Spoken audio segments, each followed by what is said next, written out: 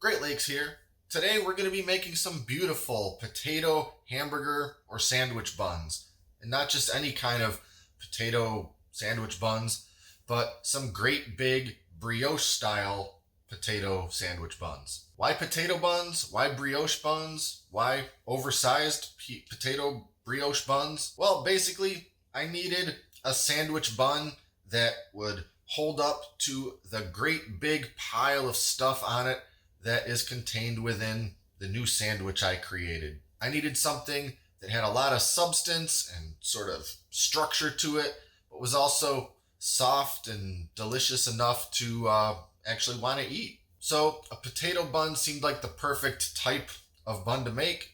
That little bit of potato that goes into the mix gives it a little more structure, but it's still soft and supple and tastes great. I decided to make it a brioche style bun to give it a little more color, a little more flavor for this crazy sandwich that I'm using it for. Now you can definitely buy potato buns and brioche buns at the store or the bakery, but they're never big enough for a really substantial size sandwich. Even a normal hamburger, the buns these days seem too small for. And you can buy oversized buns at certain grocery stores and so forth. But you're generally limited to a normal type of bun. You're probably not going to find brioche or potato, or especially not both of them together. Think about when you go to a nice burger joint and you get a huge sandwich or a great big pulled pork barbecue sandwich. You know, you've got a bun that's, practically that big around, and this thing is just piled on it. Something that you'll have a hard time finishing in one sitting. That's what I'm going for because the sandwich that I made demands it. So we're going to jump into it. But by the way, the sandwich that I keep alluding to is actually going to be the subject of next week's video. And that's what we're actually making these buns right now for. So be sure to check out that video next week to see how I make the most succulent, delicious pot roast sandwich that you've ever laid your eyes on.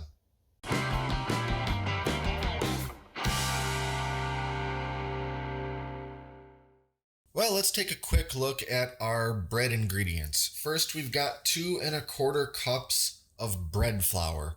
Bread flour is going to work a little better than all-purpose, but if all-purpose flour is all you have, you can use that too. Then we've got 2¼ teaspoons of yeast. Now, this happens to be instant yeast, but I'm going to go ahead and proof it anyway because that to me is kind of a foolproof way to make sure that my yeast is still good. You can definitely proof instant yeast. You just generally don't have to. Then we've got 1 tablespoon of ordinary sugar, 1 teaspoon of salt, 1/3 cup of water, and we're going to make sure that this is heated to about 100 degrees Fahrenheit because we're going to use it to proof that yeast. 2 tablespoons of unsalted butter, 2 eggs, and I've got these 2 kind of small russet potatoes. Now we want to have a 1/2 pound of potatoes, and since these potatoes that I got are kind of small, I'm going to end up using most of 2 of these. If you've got one pretty big old russet potato, then you'll just probably need the one. So the first thing we have to do is get our potatoes ready, being that this is a potato bread. So I'm going to peel these and dice them up pretty much the way we would if we were going to make mashed potatoes. So I'll go ahead and get that going, and then we're going to jump over to the stove. All right, we've got those 2 little potatoes peeled, sort of diced up and thrown into a saucepan, and I've covered them with just enough water to totally cover it all. We don't have to completely fill this pan up. Now we're just going to boil these for a few minutes until they're pretty tender, pretty much the way you would if you were making mashed potatoes. So then from there, we're going to drain the water and then move on to the next step.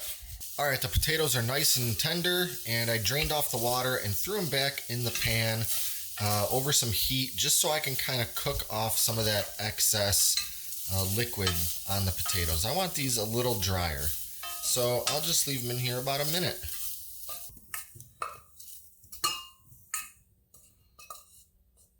All right, you can see I got my potatoes now transferred to this little bowl, and now I'm going to add in my 2 tablespoons of butter. And as that starts to melt, I'm just going to go to it with the immersion blender and whip these up into a nice, smooth, creamy texture.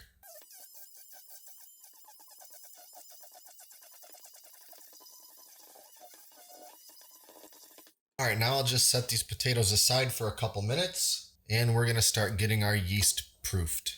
So we've got our 1/3 of a cup of water heated to just about 100 degrees, our 2¼ teaspoons of yeast, and our 1 tablespoon of sugar. Give that a little bit of a stir. And just let this sit for 5 or 10 minutes until it starts to get good and foamy and we can be certain that it's still good, healthy yeast. Okay, our yeast and water mixture is looking nice and frothy, so I'm going to go ahead and pour it into the bowl of my KitchenAid mixer. Then I'll go ahead and put in my bread flour, the salt, those whipped up potatoes, and 1 of the eggs. Give everything a preliminary mix with a fork.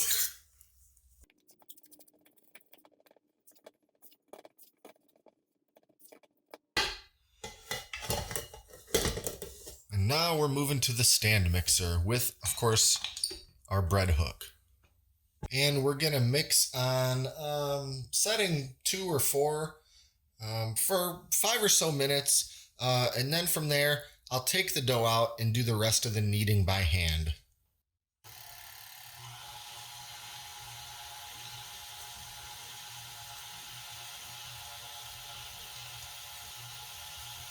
All right, we've got our ball of dough out of the KitchenAid mixer and you can see it is pretty sticky.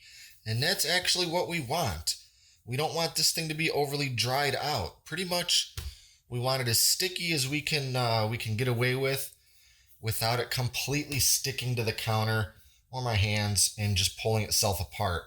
And if it seems that it's maybe gonna do that, we can add a little bit of flour to make sure it doesn't. And pretty much I just like to add a little flour to my hands and just keep kneading.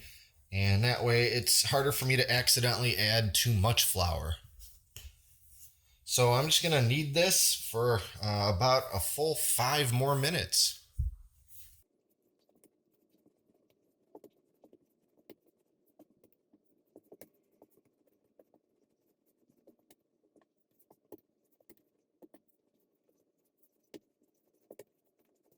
All right, our dough is kneaded and we're gonna take just a little bit of olive oil and lightly grease a clean bowl.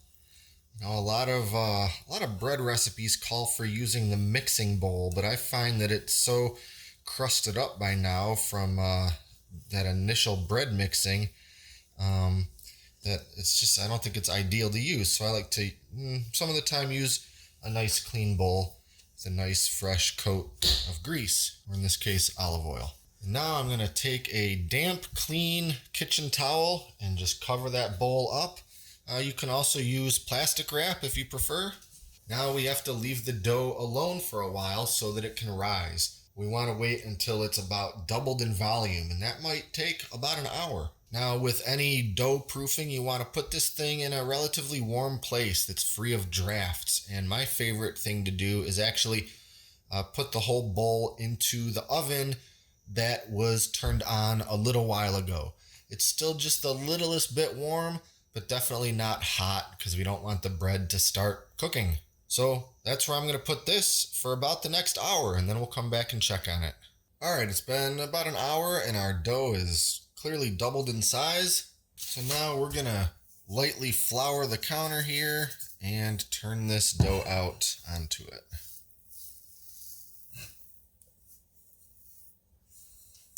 Now we're just going to sort of squish it down and get some of that air out of it.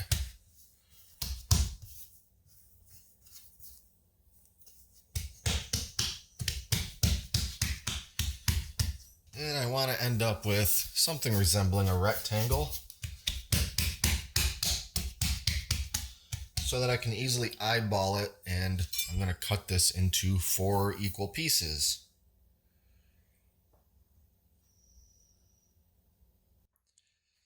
Or close to equal.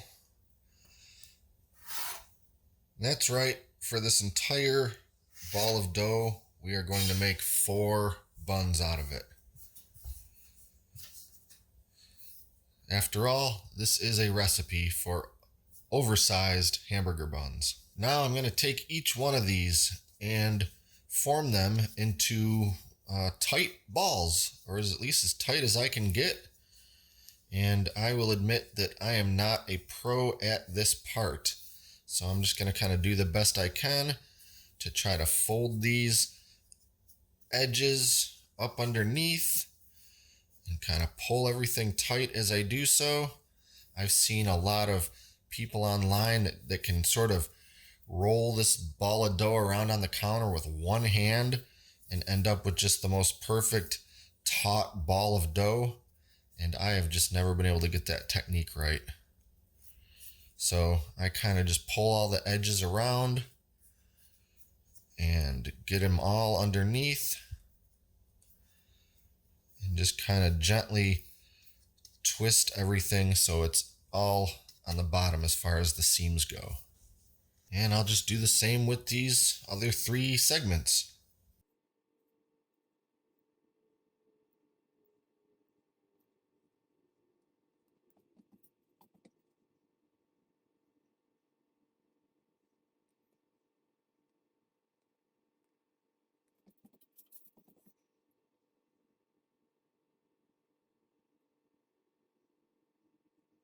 Okay, we've got the 4 balls of dough laid out here on baking sheets that have been lined with parchment paper, and now we have to let them rise a little more. And because I don't want the weight of a wet towel kind of pushing down on these, for this step I will use a little plastic wrap.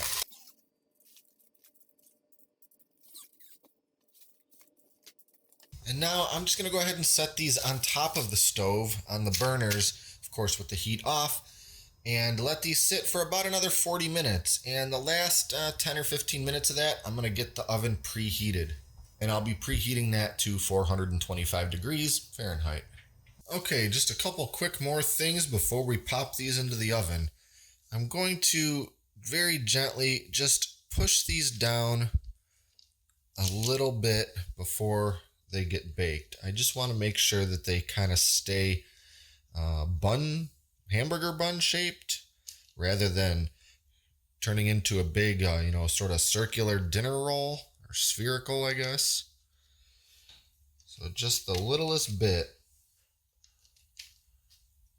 without disturbing them too much.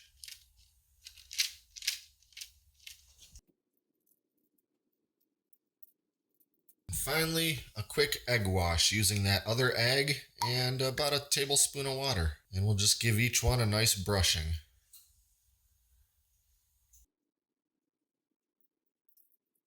Now this is going to give them a nice sort of golden brownish color and make the tops a little bit glossy and have that sort of classic brioche look to them.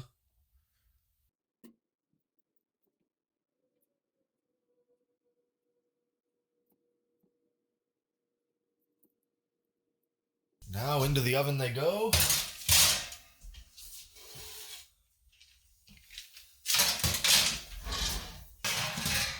And as you can see here on the lower rack, I've got this metal baking dish. And what I'm going to do is just throw a few ice cubes in there.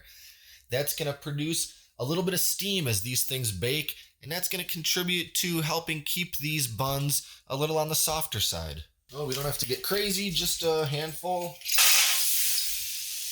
And that's it.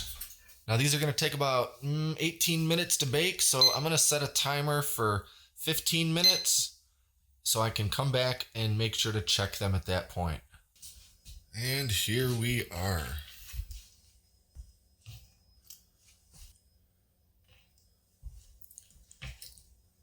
Beautifully golden brown, fresh baked, brioche style potato buns. So of course I'm going to let these cool pretty much completely before I even try to cut into one of them. And once they're cool, we'll get a little sneak peek of what they look like on the inside. Now we got a little bit of bubbling on this side, but I don't think that's gonna bother me at all. So I'm gonna go ahead and cut this thing open and see how it looks on the inside.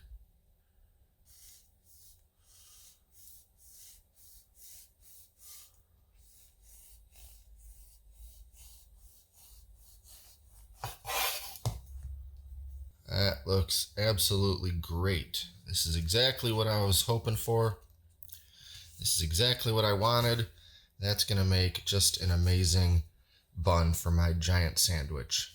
These potato buns have a little bit more structure. They're not dense per se, but they're just a little stronger. But as you can see, they're still quite soft and squishy, and this thing's going to just work out perfectly.